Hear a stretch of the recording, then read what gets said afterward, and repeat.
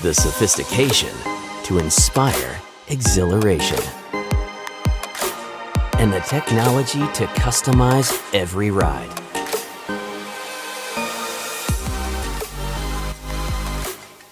Packaged to create a luxury ride like no other.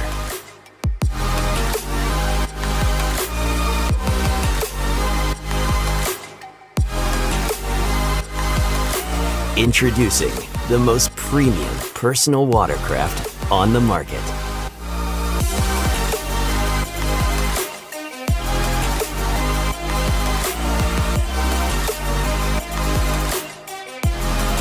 The 2021 FX Series from Yamaha.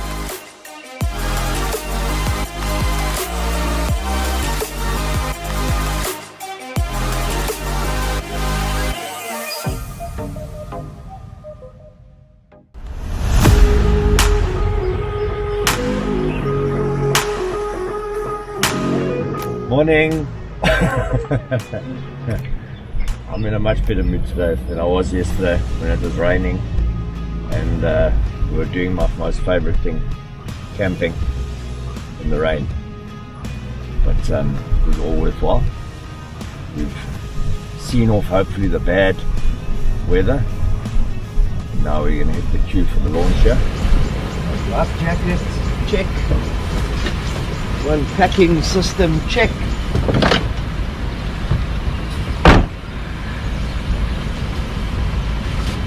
And gloves, check. Check, how's this color coding? How's this? Look at it. Can't even tell the jacket from my fingers. Game plan today? Well, it would have been to be on a kayak, but my cameraman, my editor, my boss, Cameron, camera boss, he said no, I need to be on the boat.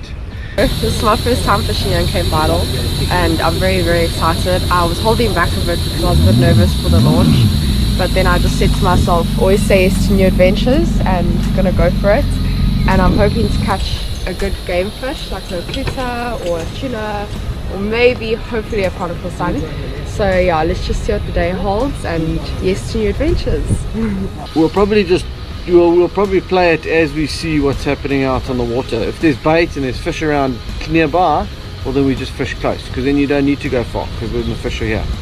So yeah, hopefully there's fish right here and then we can get some good action, get some good footage, and then hopefully I can get on the kayak this afternoon. I'll have to ask Cam's permission though, of course. Okay, thank you.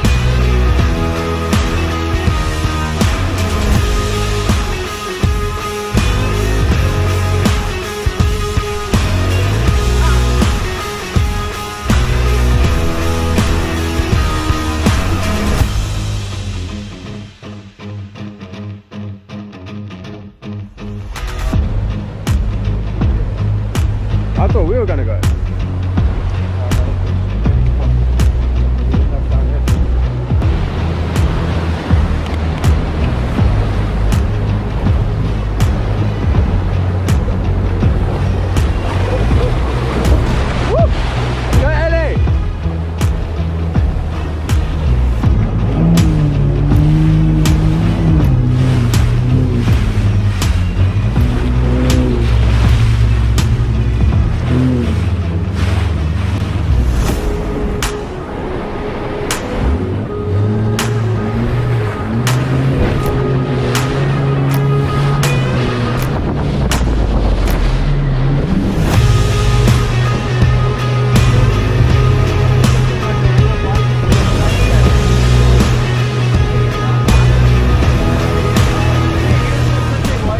Well done, BK. Well done. Shot. Morning, welcome to Cape Vidal. What a cracker, hairy launch.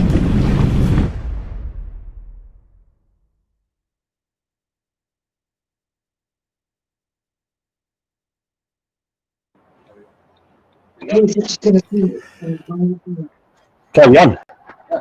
Good evening, guys. Weekly wrap up here from my house, from our flat here in Warner Beach. Unfortunately, you won't be able to see the beautiful view behind me, but we've got a lovely view of the sea. We're very fortunate to live down here and overlooking the sea. So, yeah, guys, weekly wrap is back up and going. We've taken a bit of a break after our event at Phumula Beach Hotel, which really went well. The guys have been a bit spread out, trying to catch up on work again and kind of just get a bit of time to go fishing and break away from our everyday work life, I suppose.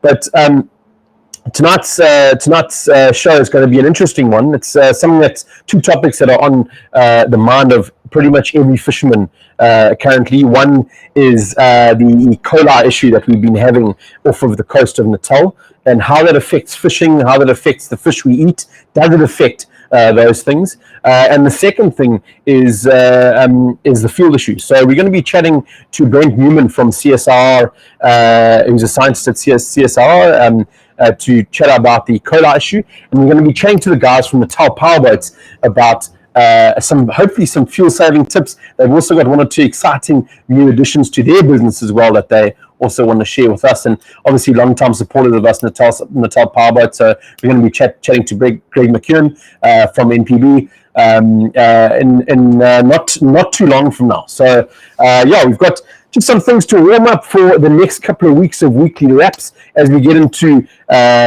real proper winter and winter fishing. Spots like Port St. John's are going to start and have already started producing some really good array of species and fish. Guys, I've got to tell you, we're going to be heading down there and not too long from now, down to Port St. John, specifically down to the Spotted Grunter to join Vernon Mallion and his team down at the Spotted Grunter at Port St. John's. We were there last year, had an absolutely amazing trip. And as you get into the middle of July, August, even to September, but especially July, August, that area starts to cook. And there's no better person to stay with or get an idea of what's happening on that river and out at sea than Vernon himself. So give the guys at Spotted Grunter a shout. Give Vernon a shout at Spotted Grunter.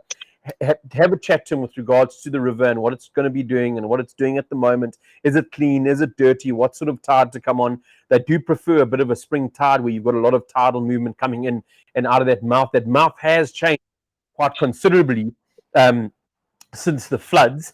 It's now actually coming out straight out to sea, whereas it would go south and sort of bend around those bricks in the front of those main bricks at Port St. John's there. So yeah, it's changed quite a bit, but the fish are already there. The guys are getting some nice cob in the rivers. They're getting some garrick and as well as some good catches of grunter. And it really is just such a joy going down there and fishing at Port St. John's. The only place to stay is a Spotted Grunter with Vernon and his team. So, guys, give that a look. That place is really going to be cooking.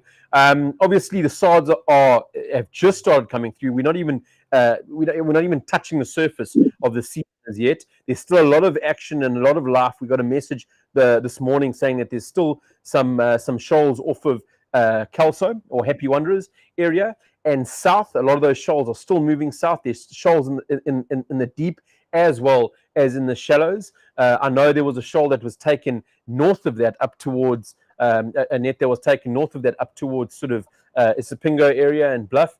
But there's been a lot of netting that's happened over the Toti area off of here, off Warners. There was a net that was taken on Saturday off of Warners. There was a net that was taken at Winkle. So again, this side of the world here, Warners, Winkle, Illovo Beach, Umgababa, all those areas are going to be, again, I think, netting really well this year. There's some long stretches of beaches where the guys can get the nets in and the fish seem to come in a bit closer. So, yeah, guys, if you're wanting to sort of get in on the SARD action, that's definitely the place to do it. We're going to be chatting SARDs a little bit later, but first we're going to be getting Greg on from Natal Powerboats. Greg, you there? Yeah. Evening, how's it? How's it going? Good, and you? Good, man. Thanks so much for taking the time to chat to us tonight. Really appreciate you taking your time off to chat to us a bit about boating in Natal Powerboats and what you guys have been up to. No problem. Really a pleasure. Thanks for having us on. Greg, tell us what's been happening at Natal Powerboats. How have the sort of sales been over the last month or two, any sort of interesting additions? I know we chatted briefly a little bit about the interesting addition of the mobile mechanical service, but how have things been going with regards to boat sales and the rest? Look, we've been very good. I think we've positioned well in the market. Suzuki's been obviously the number one. I mean, that's taken over post-COVID. I mean, the numbers have gone pretty crazy. There was a little bit of a backlog as far as production-wise after COVID, because one minute there'd be motors and then they couldn't get instruments, and I think not just with us, with all brands. So there was a little bit of a backlog as you could get a motor and then there was no controls or there was something missing. But slowly but surely they seem to have caught up, and we're pretty much on track, and the stock holding is great. So any motor that the guys needed, and with all the accessories we're able to supply, which puts us in a pretty strong position. Yeah, that's brilliant. And I mean, one of the things I've noticed just over the course of the last year, 2 years, is how strong you guys have got in the market. Natal Powerboats, not only Suzuki, but also obviously I think it's you guys are hand in hand, you know, where one sort of starts powering through the market, the other one also benefits as well. But Natal Powerboats, you guys are really, I mean, flip, it's the service we've got from you guys. I mean, we've got a really good relationship with yourself and Nick and Ruli and the team and Sean. But just from a boating point of view and from other customers, the response we've got from guys, it's just the last 2 years it's been a surge for you guys, man. No, it's been brilliant. I mean, we've obviously we put in our best. We try and strive to get better and better. Suzuki as a partner has been brilliant. I mean, that's been part of it. As a product, I mean, the fuel saving, you know what it's like at the moment.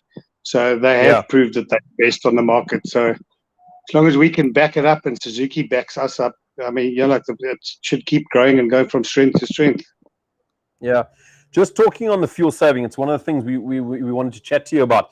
Let's say you can't afford to get a set of Suzukis on your craft. It's something obviously you're wanting to aspire to. But let's say you've got a set of motors on your boat at the moment. It's something that's at the top of every angler's mind at the moment. How you've kind of got to pick your time. Not everyone has the luxury of being able to fish whenever they want now with these fuel hikes and that of filling up your 4x4 and your boat. From your side, have you got any tips for guys that have currently got boats with regards to being able to save a bit on fuel besides the obvious thing of actually buying those new fuel efficient Suzukis? Well, yeah, unfortunately, the day of the two-stroke, I mean, the fuel it's a bit of a killer at this stage. You can improve, I mean, with prop selection and motor setup, but it's small percentages. Like when a client changes over to 4 strokes, and especially on the Suzukis, I mean, the saving is so much more drastic than you expect. So I mean, we trade in a lot of motors with fairly high hours, or what people perceive are high hours. But with a Suzuki and the technology, I mean, I've had motors with like 4,000 hours that we sell secondhand motors, and there's absolutely nothing wrong with them. They don't idle like older motors. I mean, so I wouldn't really, obviously check out the motors, buy it from a reputable dealer, but don't be scared of motors with a couple, with hours on them. I would get into 4 strokes.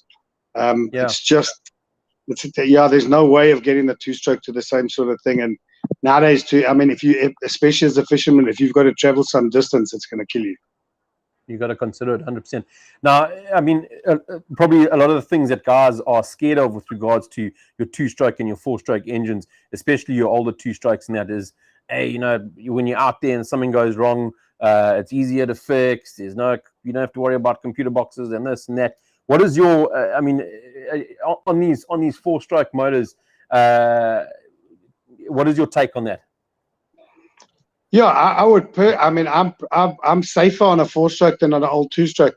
100%, you could maybe fix an older 2-stroke, but they gave trouble most of the time. These new motors, if they service regularly and they looked after, they're not the sort of thing that's gonna do it. I mean, if almost any vehicle that any of us drive nowadays, if there's a problem in the motor, we're not going to get out and fix the car.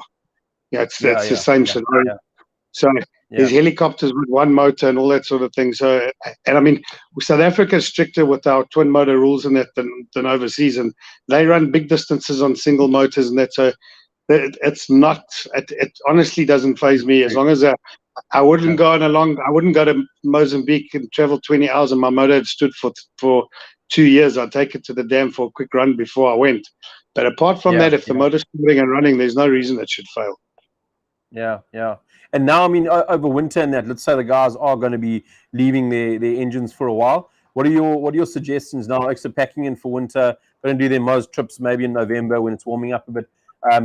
What is the sort of the mode that I need to get into from a sort of a point of view of just making sure those motors are running?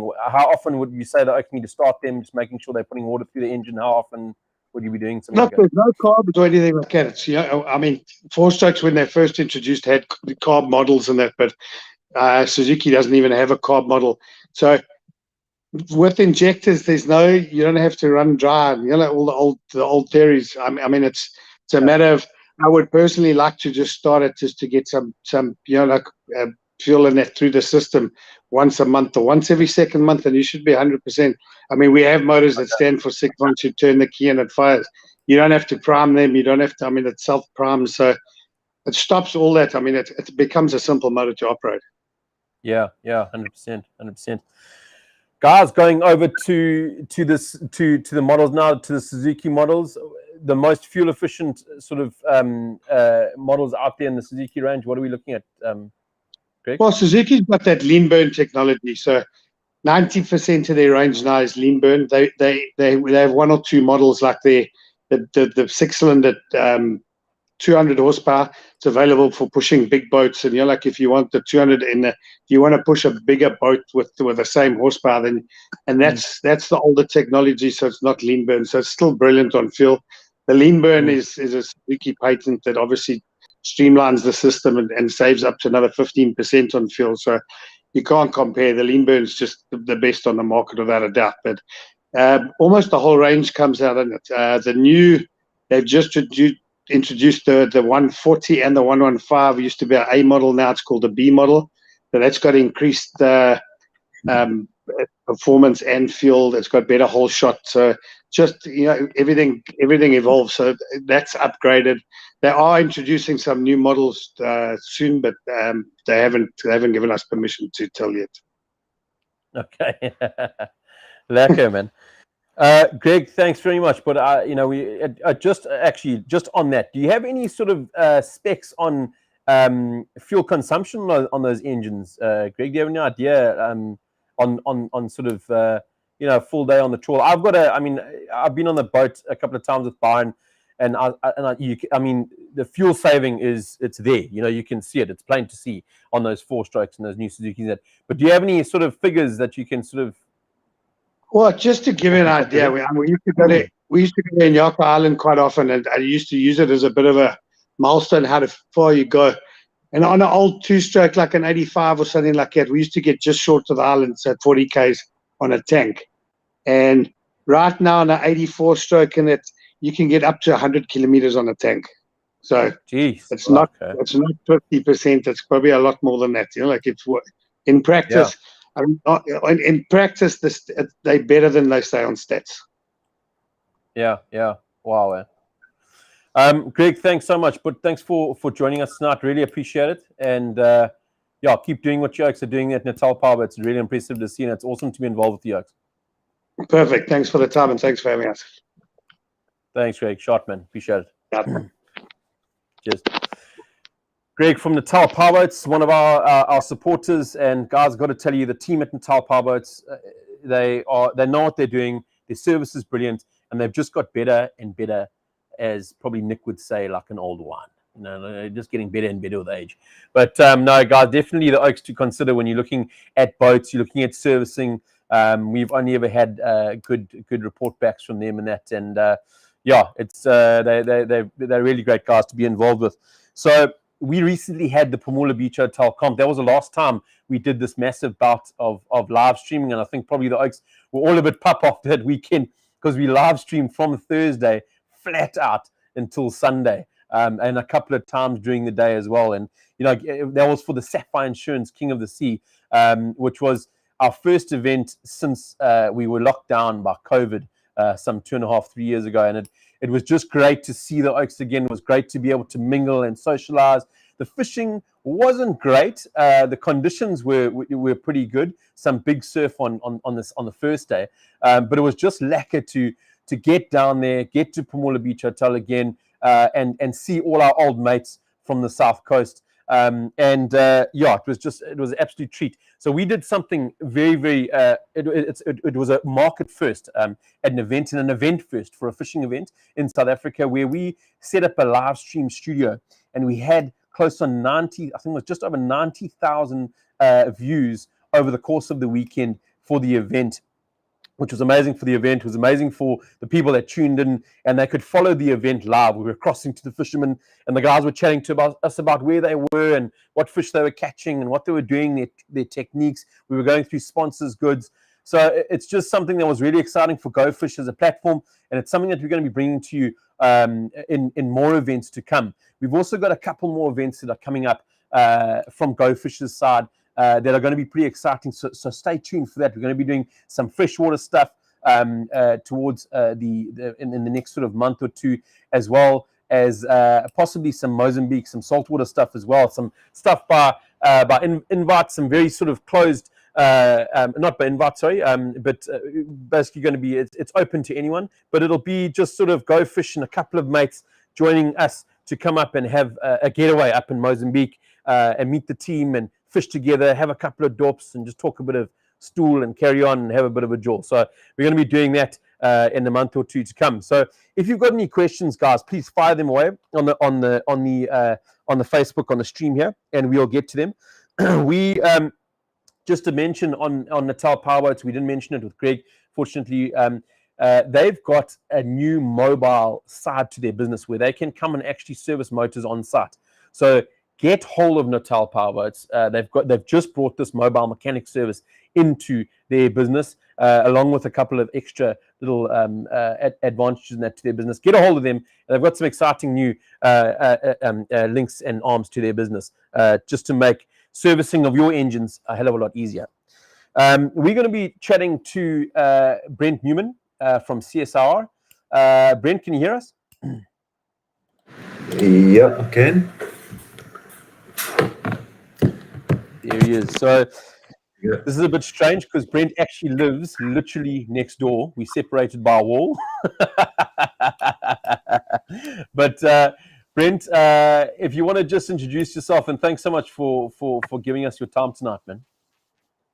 Yeah, thanks for having me. I'm Brent Newman. I'm a principal scientist at the Council for Scientific and Industrial Research. It's a government science council, and essentially we do, the group I'm in is a coastal systems research group, and we do a lot of, I'm an environmental chemist, so we do a lot of water quality monitoring and so on, look at a lot of the outfalls, wastewater discharge, a lot of work in harbours, and I suppose of interest tonight is we do quite a bit of analyses on fish and shellfish tissue for contaminants. So, Brent, yeah, I mean, I think let's get straight into it because it's a subject that's on the tip of everyone's tongues at the moment because of the recent floods we've had in KZN, and I'm assuming it's on the backlash of that we've got this E. coli issue.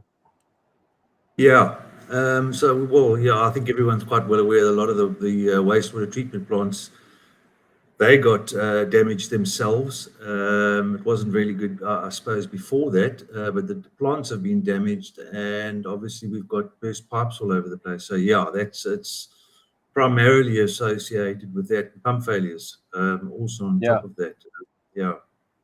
And I mean the rivers. We know the rivers kind of in general weren't in the best of states. A lot of them weren't in the best of states before this. This is just, the floods have obviously just exposed this, like you say, burst pipes and that can't sort of control the amount of water that's coming in or out. I mean, we know what Prospecton was like. That sewage system, I think, still down. But yeah, is that sort of the biggest reason? Is that? Yeah, well, I mean, the wastewater treatment plants are one issue, obviously. But you've also got a lot of the rivers are in a poor state because we've got a lot of informal settlements as well. People have got poor sanitation facilities there. A lot of that's getting to the systems. I mean, a lot of people don't realize, well, anyone who's driven down Esplanade, you will notice how many homeless people there are. They're going to the toilet somewhere. I've seen often where they do go, and all of that's just getting into the harbour, rivers, and so on itself as well. So it's just a whole cocktail of sources, really. Yeah. And the biggest question with regards to fish, guys catching fish and eating fish, is it safe to eat fish that are caught in these, where they say that are high risk areas like off of Durban where they've closed beaches and whatnot? Sorry? Is it safe to eat fish that... Well, so typically when you get, so people are talking a lot about E. coli. So I don't know if you've ever been to the beach and you'll see some of the signboards up and they say there'll be two bacteria. One's E. coli and the other one's the fecal streptococci or fecal streptococcus. Those typically aren't the problem themselves, to be quite honest. There are some that will vary various strains, and but what they're used for is an indicator of other pathogenic organisms, such as viruses and those types of things. So they're just easier to measure, and they typically are correlated with the other nasties, and they're cheaper to measure, to be quite honest. It's quite difficult to measure viruses. You have to measure them or analyze for them something sort of like for COVID using PCR. So it's a lot more expensive. It requires large volumes of water for us to do and so on. But from an E. coli perspective, no, the fish should not be taking up E. coli in their meat at all. So you could have E. coli on the surface, on the outside of the fish, but if you wash that properly and you cook it properly, there should be no problem about eating fish. They will obviously take them up in their intestines and their stomachs and so on. But I don't think very many people are eating the intestines. So, in my personal opinion, and I did do some research on this just to double check that, and it seems, it's very low risk of actually taking in E. coli from eating fish that have been swimming in sewage contaminated water. Okay. Yeah, I think probably, if you want to be on the safe side, just cook it. Don't eat it raw. But yeah, I suppose that's the the shellfish are more of a problem. Mussels and those types of things, and just because of the way they operate or they live, and they will store some of those. So the bacteria often attach to their food, and then it will hang around in their they call it the mantle or the cavity, and they will hang around inside. Or the bacteria will survive inside there for a while. So it's just good practice just to purge the mussels, just leave them in seawater for a while and just keep changing that seawater over a period of 6 hours. And then you should also be pretty all right. And again, just cook them properly. Would crayfish be the same thing as well, Brent? Crayfish will be pretty much like a fish. They won't take it up in the meat itself. Yeah, it's they will it'll be on the outside essentially. Yeah. One of the problems that sewage does bring is sewage has always also got a whole lot of other things associated with it, chemicals and those types of things, and that can be taken up by fish and so on, and they don't get rid of it easily, and that will get into the meat. So that is one issue that's there's no surveys in fact going on at the moment to even know what kind of a problem that is. For what kind of a risk it's posing to fishermen. Now, with these beaches now that are closed, I've actually lost touch a bit with the Durban beaches. I know that some are still closed, I think, and that some are opening kind of slowly. How? I suppose it all depends on a flow perspective with regards to how strong those rivers are flowing and how much water is coming down them. And that together with, how quickly does that E. coli and the water that's carrying the E. coli dissipate? Obviously, it's probably current based and weather thing. But when it's off of a coast, I mean, does that water mix quite easily and sort of just, I mean, now you're getting a river that's going out into a massive ocean. Does it dissipate quite quickly, or does it hang around quite a bit in a certain area if there's no currents in that to move it around?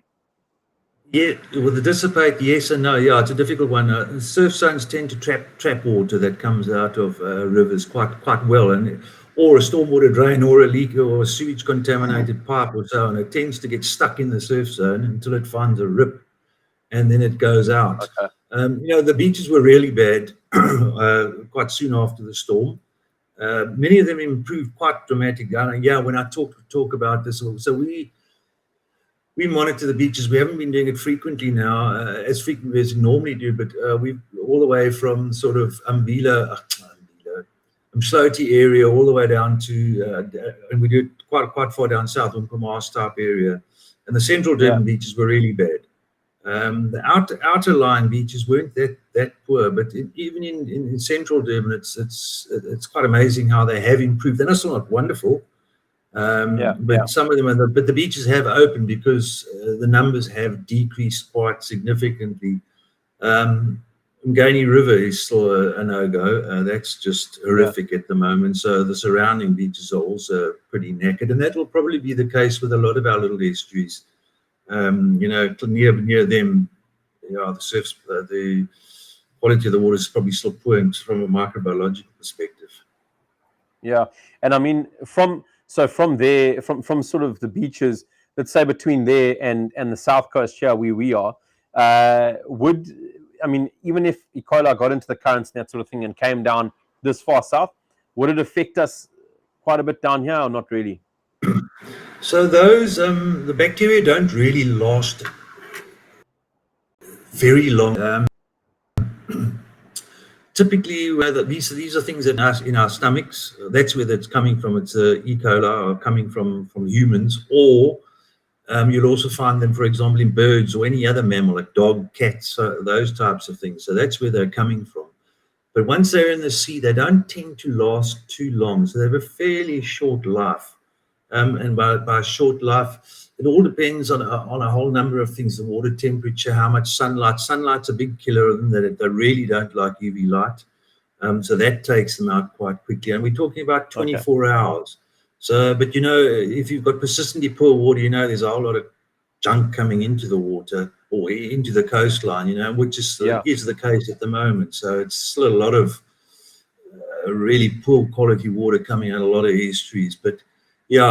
Each little, you and I live here in Warner Beach. Our little estuary is itself not the best of estuaries. It's got a wastewater treatment works on it. So it's difficult. Those bacteria from central Durban probably wouldn't reach here alive, but there's enough junk coming in elsewhere. The cuttings and so on. So it's all over the place essentially, but and it varies. And sometimes it drops off quite quickly away from the source. It's quite amazing how it does work. Beaches like Vetches are really, really sheltered for some strange reason, and water is very, very seldom poor there. But you go 3/4 of a K up the beach, and it's horrific. Amazing, at times. So it does depend on the currents. I've got a question from Jeremy Goldjan. Please, I think we touched on it a little bit earlier when just before you went next door. But he's saying, when will they open the beaches north of Umhlanga, still closed from the chemical factory spillage? Is that something that you can touch on? I know it's a bit of a sensitive subject, but do you have any idea on that? Yeah, that I would say is going to be honest, that estuary no one will probably be able to use that estuary for any type of activity for years. And it wouldn't surprise me if those beaches are not closed for at least a couple of years. It's these pesticides don't just disappear. That's the problem.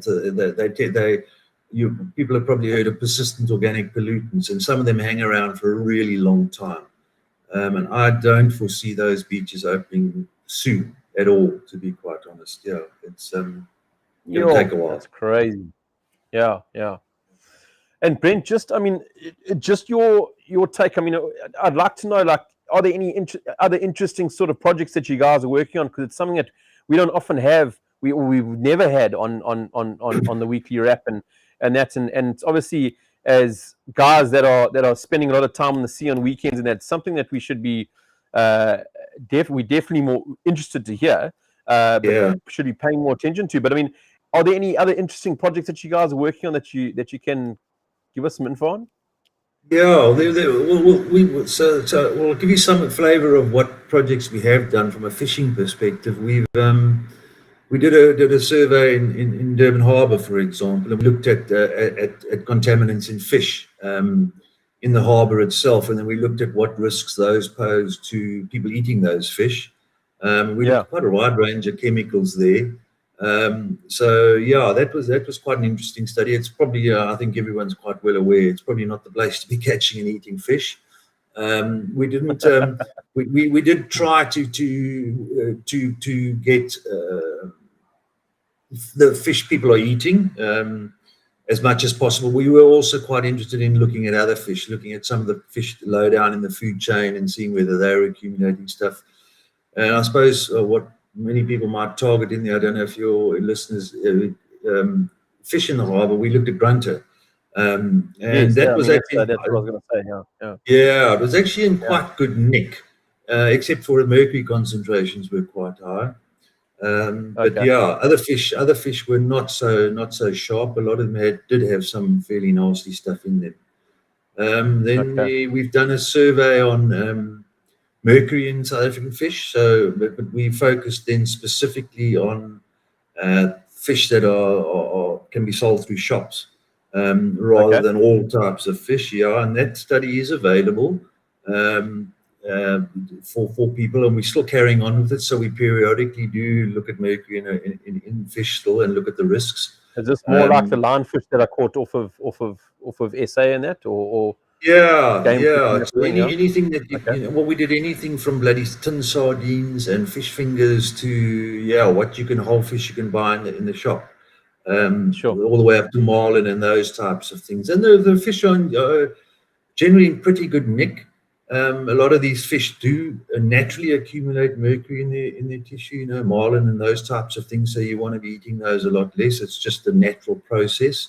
Our waters are fairly good in terms of mercury. So but the other project that we probably would like sometime down the line to probably ask some of your listeners if they wouldn't help is we're looking at new techniques to look at mercury in fish, non-invasive, what we call them non-invasive or non-lethal techniques. So obviously when we catch the fish, at the moment we kill them to get their tissue, but we're looking at a biopsy like a human would have a biopsy, and trying to look at invasive. So if you've got a catch and release, people are into catch and release, for example, you just take a little biopsy. It's just a little pinprick essentially, and we can working out how much tissue we need and where we need to collect it on the fish, and how then we need to treat the fish afterwards, so that they don't get ill themselves or get infected. The wound doesn't get infected and so on. Yeah, that's one area we're starting to look at. We haven't done a huge amount of work, but it's something we're starting to move into. Well, that'll be brilliant. Yeah, geez, when you guys are ready with that, I'm sure there'll be quite a few guys that'll be keen to help out. Where can guys get the reports that you guys have done on these sort of various fish and areas? And the testing thereof? Yeah, I will, Kirk. I will give that to you, and you can then spread it around to the people. Yeah, it's they are quite technical. The reports, so eyes might close a little bit and get a bit sleepy. But we're quite happy to talk about them. I'll also give you the little flyer we did for the mercury study. Like I said, we have added to that. We've still got to update that, but I can give you a flyer on that as well. For the mercury in fish and what you should and should not be eating and how many meals you can eat a month and so on. So we try to be pretty practical and say, what can you or can you not eat, and if you can eat it, well, you can eat anything. Just how many times a month should you be eating it? Yeah. And just a follow-on question from that area off of Umhlanga and the chemical spillage. Some of the guys wanted to know. has that affected? Do you know? Has that affected the fishing in that area? And are the fish still okay to eat that on and around that area? I don't have the answers all there. I know there are surveys going on, and as far as I'm aware, the data was supposed to be freely available on a website. I did look at it right in the start, and I haven't looked at it more recently.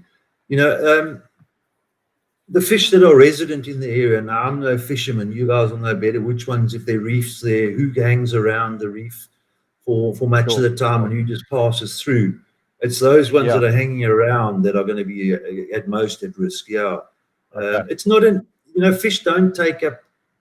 It's not something that happens overnight. They've got to be exposed to it in various ways, and so on. It gets a little bit it's complicated. Probably not best to sort of do the bottom fishing when you're stuck out in those areas for a while to go. And the game fish are probably okay. Yeah, they'll be passing through. Like I say, unfortunately, I haven't kept in huge touch with what's going on there in terms of the data. But I don't know whether there was any fisheries or if they've been looking at fish. I know shellfish are being looked at, but fish, I'm not 100% certain. I'm going to be honest. Okay. Yeah. Look, it's something that we'd love to have you on again because it's definitely something that's going to spark a lot of interest with the Oaks. And I'm sure maybe if we give you a bit of homework for a show in the future, it'll be even more interesting the next time. So, man, Brent, I don't know, from the river's perspective, the sort of estuaries, they're the lifeline for our coastline with fish in that. Our main estuaries and river systems, what would you say on a scale of sort of 1 to 10 on those main estuaries coming from like St. Lucia all the way down to here? How are we looking, man? How are we looking on those systems? That's in Durban, many of them are tanked. I think everyone's quite well aware of that. So they're in really poor shape, some of them. We've done surveys in Umgeni estuary, for example, and it's quite difficult to rate them in the sense that you will find crabs living there, but if you look in the deeper water, there are no animals. The sediment's gone what we call anoxic. It's just lost all its oxygen. So some of them are really bad, but the ones out of town are not too bad in terms of health. But obviously, from a fishing perspective, there's a lot of poaching going on. So that's poor. I always look at it from a chemical and a water quality perspective, because that's what I deal with. And they're actually not some of them are not too bad. But I'll also so your list. I will also give you a link that your listeners can download a report. It's called the National Biodiversity Assessment for South Africa, and then there's a section called the Estuarine Realm. And that rates all the estuaries around the country. So you will see a little red, green, or orange link. And it'll rate every single estuary around the country on available information. And you can see who's poor and who's good and so on. So I'll give you the link to that too. And it's in maps too. So you've got it, it's quite a handy format. Yeah. And lastly, looking at that estuarine system, the Umgeni system, being in an ideal world, moving towards, let's say, a first world type scenario and setup, is there a way that estuary could ever recover? And how sort of quick do you think it could, if all the stars aligned and everyone did what they needed to and whatnot? That it certainly can recover. I come from PE, and we've got the Swartkorps estuary there, which is hammered by fishermen, by bait collectors, thousands of prawns getting hacked out of that thing a day. It's got poor water quality, and it still keeps giving. It's really got good fishing still in it. It's got millions of prawns and so on. If the Umgeni estuary, the problem is essentially a lot of it's wastewater. And stormwater coming from contaminated sites and dumping, to be quite honest. It's quite horrific. Someone raised the harbour. There were problems previous to that, and they're damn right there were. And a lot of it's associated with wastewater, but also illegal dumping in those systems. So how long will it take to bounce back? You'd be surprised. Probably in months you would notice the difference, and Really, within a yeah. year, Jeez. pretty good. Yeah, nature tends to bounce back pretty quickly, but it's got to be given a chance. Obviously, it's not going to happen now. It's just it's in a real bad state, to be quite honest. Yeah. But if you go along in the mangroves and so on, like I say, you'll still notice all the crabs. So it just needs to be given a bit of a break. Yeah, it's just so sad that we can't just give it that break long enough to see the bounce back, because, like you say, they bounce back quickly, man. Yeah. But Brent, thanks so much, man, for joining us tonight. Pleasure. We so appreciate your time, but then we'll definitely have you on again in the future if you'd let us. It's been really an interesting chat, man. Yeah, perfect. Appreciate it. Thanks, sir. Later. Have a good evening. Cheers. Thanks. Come over for coffee just now. Yeah. Guys, just to finish, like we were going on about the Sapphire Insurance King of the Sea that we just had. That footage is going to be coming, Cam, soon. Pressure. That footage is going to be coming soon on the Sapphire Insurance King of the Sea Classic. Doing it after 2.5 years, having all those oaks back at that event, it's just really sort of put a fire under our arse to do more events and just sort of mingle more with the guys and see you guys a little bit more. It was so lekker having everyone there, having a good couple of dorps, like we said. But a massive thank you to the sponsors that made that event happen. Obviously, Sapphire Insurance for being the main title sponsor again. Peugeot South Africa, Peugeot Richards Bay, the Bates Motor Group, Tower Powerboats, Suzuki South Africa, Campbell Properties. A massive thank you to Grant Campbell and his team from Campbell Properties. If you guys are looking for property in residential and commercial, Campbell Property has you covered, and also in the Gauteng areas as well. But they really are taking charge up the north coast and down south. They're starting to filtrate in there as well. So a massive thank you to Campbell Property, Race Tech, Salco Logistics, Buddy Cool Cooler Boxes came on with a massive sponsor of Buddy Cool Cooler Boxes. A massive thank you to VM and his team. Give them a look on Buddy Cool South Africa on their Facebook page and their website. Have a look. They've got a cooler box from, I think, an 18 litre all the way through to those massive cooler boxes that you get, the 200 litres that are on the tuna boats off the Cape. They're absolutely fantastic. To Wild Coolers as well, to Heritage Coolers, a new cooler box manufacturer on the market as well. A good mate of ours there, Grant Wardell and his team. A massive thank you to you guys. The Roto Tank South Africa, Extreme Events, and some of the local sponsors like King Crete, Lake Eland, Wildfire, John Cheeky Packaging, Industrial Supply Centre, Coastal Hire. Massive thank you to all of you guys, and Fuchs Oils, Farmers Agricare. You're the guys that made that event happen for us. We so appreciate it. We're still coming down from that event and how well it went, and we really, really appreciate it. And as well to Pumula Beach Hotel and Umtunzi Hotel as well for all your guys helping. Pumula Beach Hotel for providing an amazing host venue once again for this year. Guys, from tonight, it's 8:15. It's almost bedtime. We're going to be hitting the sack shortly. Thanks so much for joining us for the Go Fish Weekly wrap-up. We're going to be doing a series going forward where we're going to be bringing on some legends in fishing, probably maybe 6 or 8 part series, depending on how many guys will have us.